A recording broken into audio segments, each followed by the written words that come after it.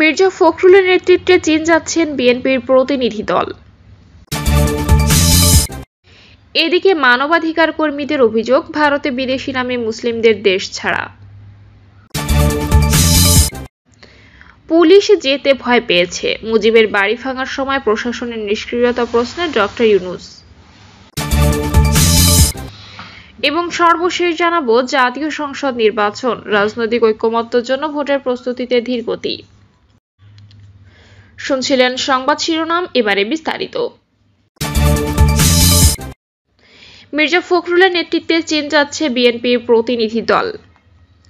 চলতি মাসের শেষ দিকে চীন সফরে যাচ্ছেন বিএনপির একটি প্রতিনিধি দল। বিএনপির মহাসচিব মির্জা ফখরুল ইসলাম আলমগীরের নেতৃত্বে দলের স্থায়ী কমিটির সদস্য গয়েশ্বরচন্দ্র রায় সহ অন্তত 10 জন এ সফরে যাচ্ছেন। সবকিছু ঠিক থাকলে 24শে জুন দেশটিতে যাওয়ার কথা রয়েছে। বর্তমান প্রেক্ষাপটে এই সফরকে গুরুত্বপূর্ণ হিসেবে দেখা হচ্ছে। বিএনপির একটি নির্ভরযোগ্য সূত্রে তথ্য নিশ্চিত করেছেন। সংশ্লিষ্ট সূত্রে জানা গেছে, চীনের কমিউনিস্ট পার্টির আমন্ত্রণে বিএনপির প্রতিনিধি দল চীন যাচ্ছেন। চীনা সরকার সহ কমিউনিস্ট পার্টির মধ্যে সম্পর্ক উন্নয়নে জোর দিতে এই সফর। এদিকে 17 জুন ঢাকায় মার্কিন একটি প্রতিনিধি দলের সঙ্গে বিএনপির বৈঠক করার কথা রয়েছে। চীন সফর প্রসঙ্গে জানতে চাইলে বিএনপির স্থায়ী কমিটির সদস্য ডক্টর আব্দুল মঈন খান বলেন, এর আগে চীন গিয়েছিলেন, সেটি ছিল মাল্টিপার্টি ডেলিগেশন।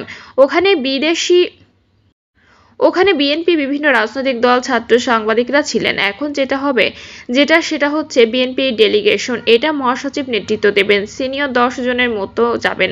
যদি সবকিছু অর্গানাইজ হয়ে যায় তাহলে জুনের শেষ দিকে যাওয়ার কথা। পার্টি টু পার্টির মধ্যে সম্পর্ক বাড়ানোই এই সফরের উদ্দেশ্য।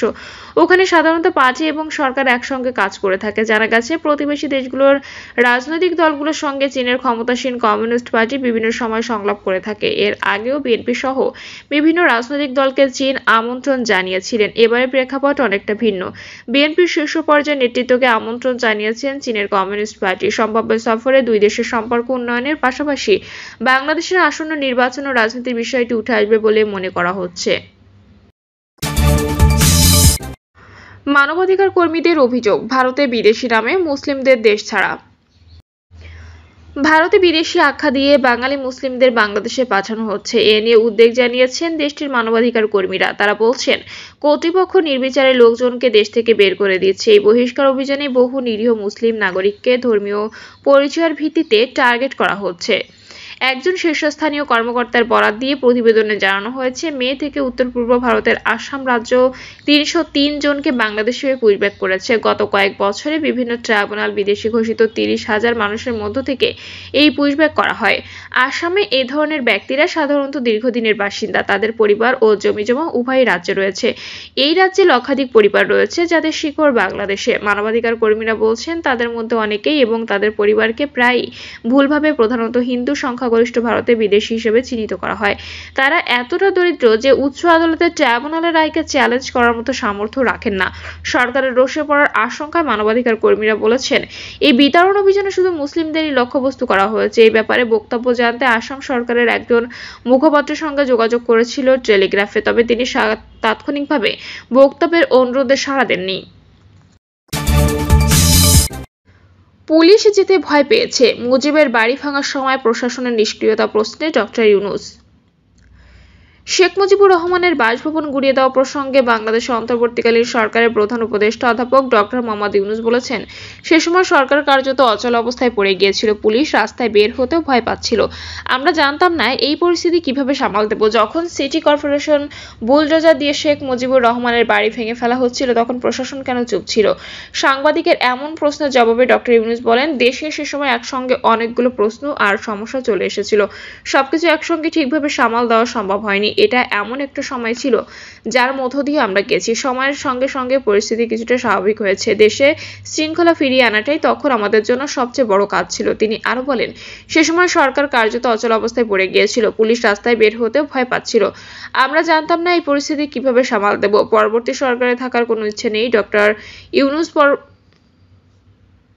প্রধান উপদেষ্টা আরও বলেন, এটা এমন এক সময় ছিল যখন পুলিশ নিজেই জনগণের কাছে বৈধতা হারিয়েছিল।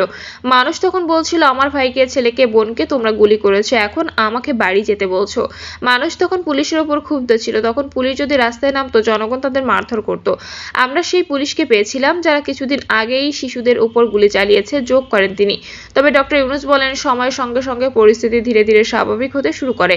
ভাগ্যক্রমে সময় আমাদের পক্ষে কাজ করেছে। মানুষ আবার পুলিশকে গ্রহণ করতে শুরু করেছে। এখন দেশে আবার শৃঙ্খলা ফিরেছে, আর এটাই ছিল আমাদের সবচেয়ে বড় চ্যালেঞ্জ। জাতীয় সংসদ নির্বাচন, রাজনৈতিক ঐকমত্যের জন্য ভোটের প্রস্তুতিতে ধীর গতি। আগামী জাতীয় সংসদ নির্বাচনের প্রস্তুতিমূলক বেশ কিছু গুরুত্বপূর্ণ কাজ ধীর গতিতে চলছে। ভোট আয়োজনের জন্য অপরিহার্য এমন নীতি নির্ধারণী বিষয়ে এখনই চূড়ান্ত সিদ্ধান্ত নিচ্ছে না নির্বাচন কমিশন। বিষয়গুলো চূড়ান্ত করার ক্ষেত্রে রাজনৈতিক ঐকমত্যের জন্য অপেক্ষা করছে ইসি। এর মধ্যে উল্লেখযোগ্য হচ্ছে জাতীয় সংসদ নির্বাচনের প্রধান আইন আরপিও সংশোধন, নির্বাচনী আচরণ বিধিমালা, নির্বাচন পরিচালনা বিধিমালা সংশোধন। আরও আছে রাজনৈতিক দল ও স্টেকহোল্ডারদের সঙ্গে সংলাপ, ভোটার তালিকা আইন সংশোধন, নির্বাচন ও ভোট গ্রহণ কর্মকর্তা প্রশিক্ষণ এবং পর্যবেক্ষক সংস্থা নিবন্ধন কার্যক্রম। তবে যেসব কাজের সঙ্গে সংস্কার ও রাজনৈতিক সম্পৃক্ততা নেই, সে কাজগুলোর প্রস্তুতি নিয়ে রাখছে ইসি। এরই অংশ হিসেবে ভোট গ্রহণের কাজে ব্যবহৃত স্বচ্ছ ব্যালট বাক্স, অফিসিয়াল সিল, মার্কিন সিল, জ্ঞানী ব্যাগ, লাল গালা সহ ভোট গ্রহণের মালামাল সংগ্রহের কাজ চলমান রয়েছে। নির্বাচনে বিভিন্ন ফর্ম ও প্যাকেট ছাপার প্রস্তুতি নিতে বাংলাদেশ সরকারি মুদ্রণালয়কে চিঠি দেওয়া হয়েছে। ইসির একাধিক সূত্রে এসব তথ্য জানা গেছে। সূত্রগুলো আরও জানিয়েছে, যেসব বিষয়ে ইসি এখনই চূড়ান্ত সিদ্ধান্ত নিচ্ছে না, সেগুলো প্রাথমিক কাজ এগিয়ে রাখছে। তৈরি করা হচ্ছে আইন ও বিধিমালাগুলো সংশোধনী খসড়া, যাতে জাতীয় ঐকমত্য কমিশনের সিদ্ধান্ত পাওয়ার পরপরই কাজগুলো দ্রুত শেষ করা যায়। ডিসেম্বর থেকে এপ্রিল মাসের যে কোনো সময়ে সরকার ভোট করতে চাইলে তা যেন করতে পারে, সেই লক্ষ্যমাত্রা মাথায় রাখছে কমিশন। জানতে চাইলে নির্বাচন কমিশনার মোহাম্মদ আনোয়ারুল ইসলাম বলেন, নির্বাচনের প্রস্তুতিমূলক দৈনন্দিন কাজগুলো আমরা এগিয়ে নিচ্ছি। কিছু কিছু বিষয়ে সিদ্ধান্ত নেওয়ার ক্ষেত্রে আমাদের অপেক্ষা করা লাগে। এক প্রশ্নের জবাবে তিনি বলেন, জুন জুলাই মাসের মধ্যে আমরা এসব বিষয়ে ক্লিয়ার হব। আশা করছি অল্প সময়ের মধ্যে ঐকমত্য কমিশনের সিদ্ধান্ত পেয়ে যাব। একাধিক সূত্র জানিয়েছে, ডিসেম্বর থেকে জুনের মধ্যে ভোট করলে কী ধরনের সুবিধা অসুবিধা হতে পারে সে বিষয়ে ইসির সঙ্গে পরামর্শ করেছে সরকার। এরপরই প্রাথমিকভাবে এপ্রিলে ভোটের ঘোষণা আসে। তবে এপ্রিলে ভোট করতে হলে তফসিল দিতে হবে রমজান মাসে। রমজান মাসের পরিবেশের সঙ্গে নির্বাচনের তফসিল, মনোনয়নপত্র জমা প্রত্যাহারের মতো বিষয়গুলো সঙ্গতিপূর্ণ নয়। পাশাপাশি এপ্রিলে এসএসসি পরীক্ষা সহ সংশ্লিষ্ট অন্যান্য বিষয় মাথায় রাখছে সরকার ও ইসি। একাধিক নির্বাচন কমিশনার ও ইসি সচিবালয়ের ঊর্ধ্বতন কয়েকজন কর্মকর্তার সঙ্গে আলাপ করে জানা গেছে, নির্বাচনী নীতি নির্ধারণী বিষয়ে এখনই চূড়ান্ত সিদ্ধান্ত নিলে কিছু কিছু বিষয়ে জাতীয় সনদের সঙ্গে সাংঘর্ষিক হতে পারে। তখন একই কাজ একাধিকবার করা লাগতে পারে। এতে বিব্রতকর পরিস্থিতি তৈরি হতে পারে। নির্বাচন কমিশনারদের গ্রহণযোগ্যতা নিয়ে প্রশ্ন উঠতে পারে। তারা বলেন, ইতিমধ্যে নির্বাচন ব্যবস্থা সংস্কারের বিষয়ে নির্বাচন কমিশন তাদের মতামত মন্ত্রিপরিষদ বিভাগকে জানিয়েছে।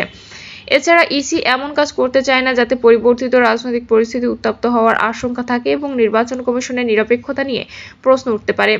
এজন্য রাজনৈতিক ঐকমত্যের জন্য অপেক্ষায় আছে ইসি। পাশাপাশি রাজনৈতিক পরিস্থিতিও পর্যবেক্ষণ করছে। লন্ডনের প্রধান উপদেষ্টা ডক্টর মোহাম্মদ ইউনূস ও বিএনপির ভারপ্রাপ্ত চেয়ারম্যান তারেক রহমানের মধ্যে অনুষ্ঠিত বৈঠকের দিকেও দৃষ্টি রয়েছে। নির্বাচন ব্যবস্থা সহ বিভিন্ন বিষয়ের সংস্কার নিয়ে রাজনৈতিক দলগুলোর ঐকমত্যের ভিত্তিতে জুলাই সনদ প্রস্তুতের কাজ করছে জাতীয় ঐকমত্য কমিশন। কবে নাগাদ জুলাই সনদ ঘোষণা করা হবে জানতে চাইলে ঐকমত্য কমিশনের সদস্য ডক্টর বদিউল আলম মজুমদার বলেন, জুলাই মাসে একটা পর্যায়ে পৌঁছানোর লক্ষ্যে আমরা কাজ করছি। আশা করছি আগামী মাসেই তা চূড়ান্ত করা সম্ভব হবে। প্রিয় দর্শক, এই ছিল এখনকার সর্বশেষ সংবাদ। আপডেট সব সংবাদ পেতে চ্যানেলটি সাবস্ক্রাইব করে বেল আইকনটি ক্লিক করে রাখুন।